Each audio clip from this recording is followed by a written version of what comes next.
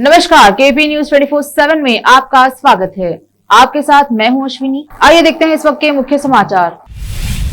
हिजाब विवाद में कर्नाटक हाईकोर्ट के जजों को धमकाने वाला रहमतुल्लाह सुप्रीम कोर्ट पहुंचा, केस रद्द करने की अपील। नफरत वाले भाषण मामले में एमआईएम नेता अकबरुद्दीन ओवैसी को मिली बड़ी राहत, कोर्ट ने कर दिया बरी।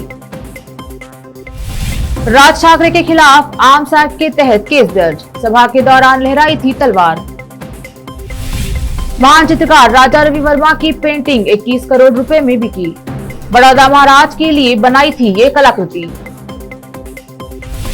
दिल्ली एयरपोर्ट पर हादसा, रनवे पर एयर इंडिया के प्लेन से टकराया ये वाहन, यात्रियों को कोई नुकसान नहीं।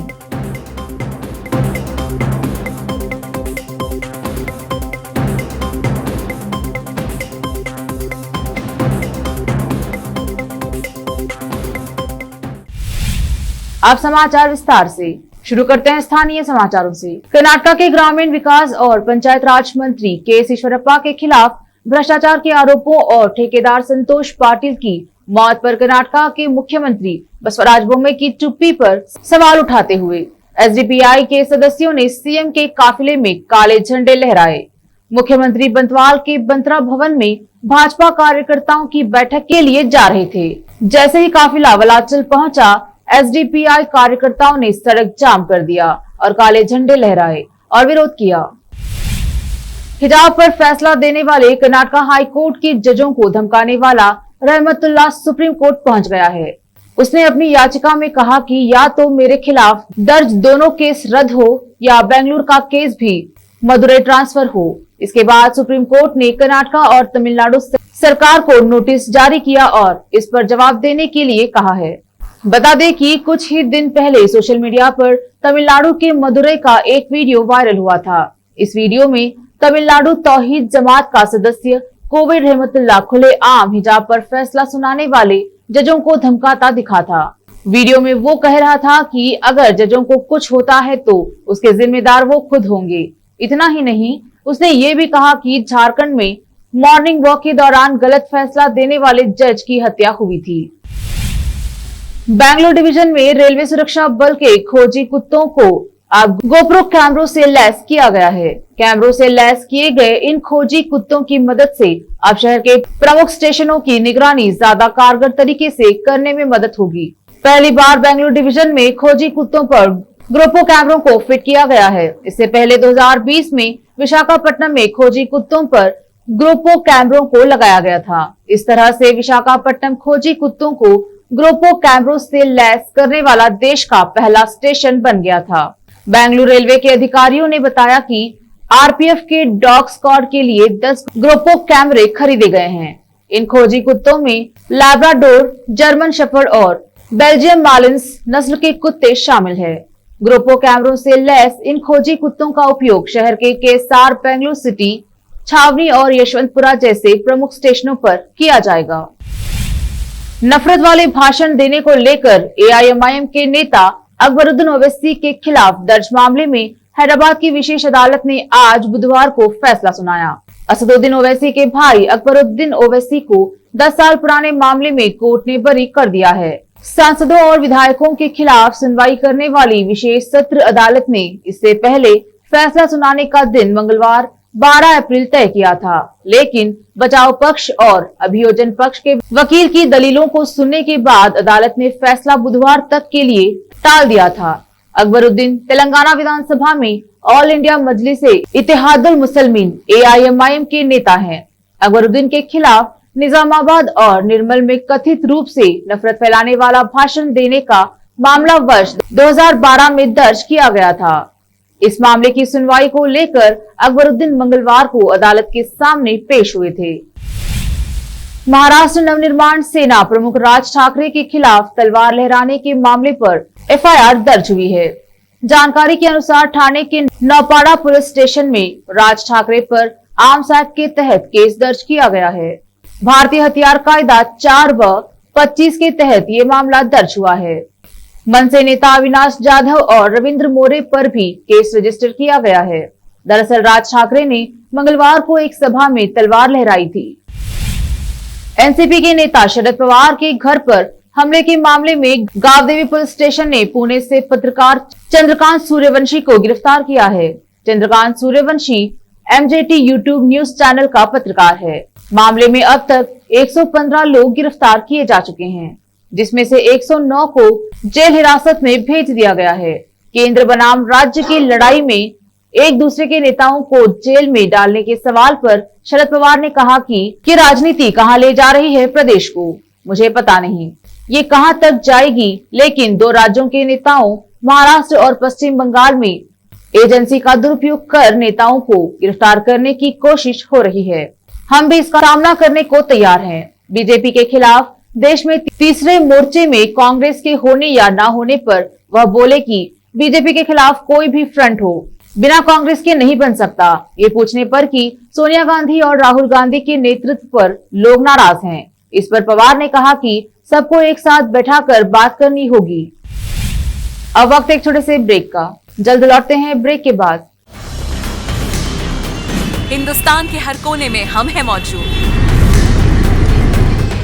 24 घंटे हालात पर गहरी नजर, खबरों से जुड़े चुपते सवालात,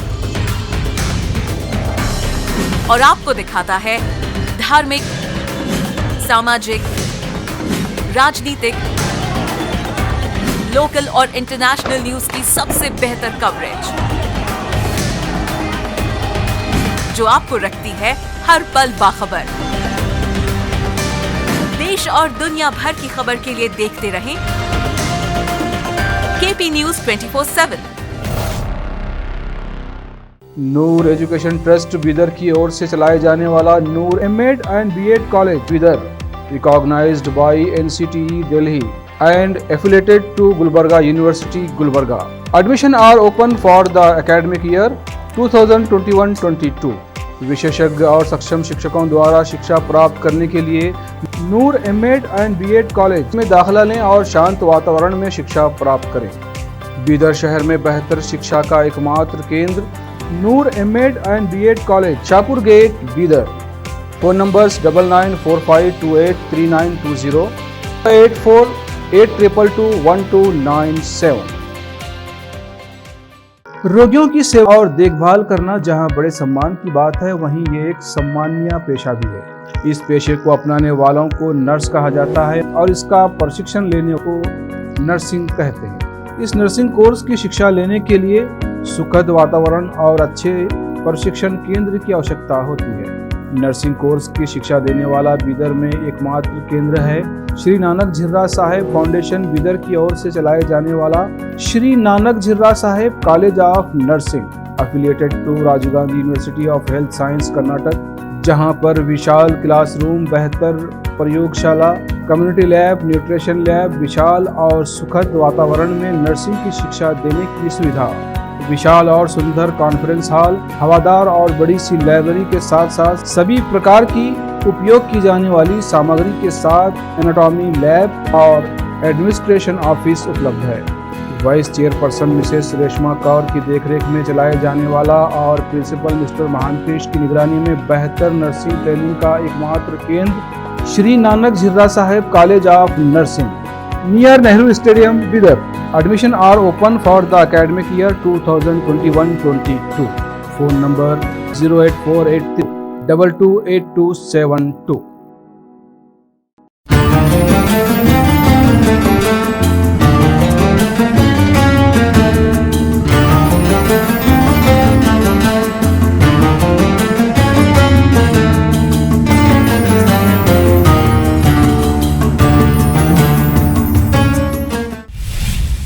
ब्रेक के बाद आपका स्वागत है। देखते हैं आगे के समाचार। भारतीय चित्रकारी के जनक कहे जाने वाले महान चित्रकार राजा रवि वर्मा की एक पेंटिंग हाल ही में 21.6 करोड़ रुपए में नीलाम हुई थी।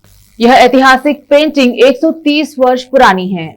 6 अप्रैल को इसकी नीलामी की गई थी। इससे पहले राजा रवि वर्मा की यह कृति एक निजी संग्राहक के पास थी, जिसे आधुनिक भारतीय कला के शीर्षक के तहत एक प्रमुख ऑक्शन हाउस ने नीलाम किया गया था। वैसे इस पेंटिंग के लिए 15 से 20 करोड़ रुपए के बीच बोली लगाई गई थी। दिल्ली एयरपोर्ट के रनवे पर मंगलवार को एयर इंडिया के एक विमान क्षतिग्रस्त हो गया। हालांकि राहत की बात यह है कि इस घटना में कोई हताहत नहीं हुआ। दरअसल टेक ऑफ से पहले 2 ट्रैक्टर प्लेन से टकरा गया।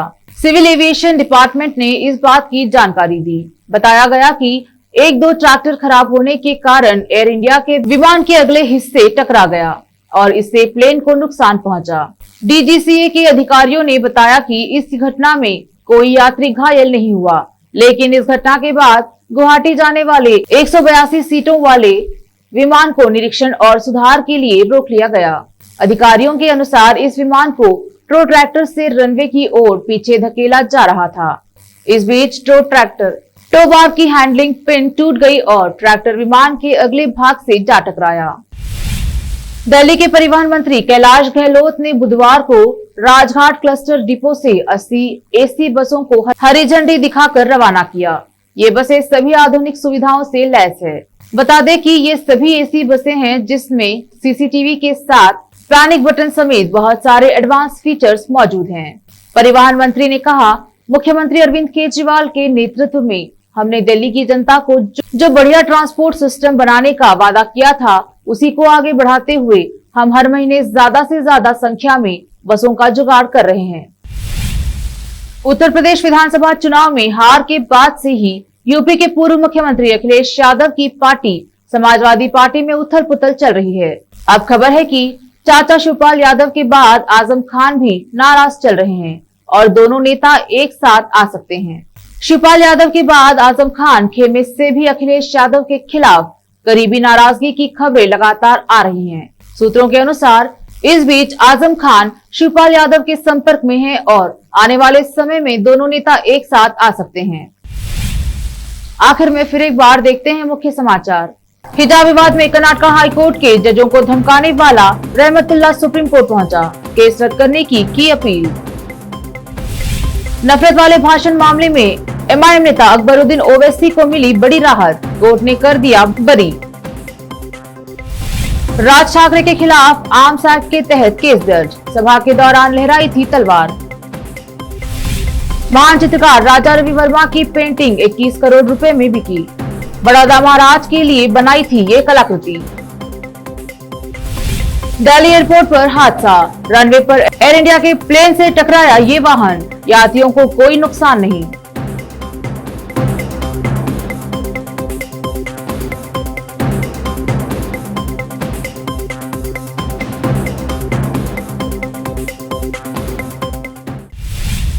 केपी न्यूज में अब तक के लिए इतना ही। देश प्रदेश के समाचारों के लिए देखते रहिए केपी न्यूज 24/7।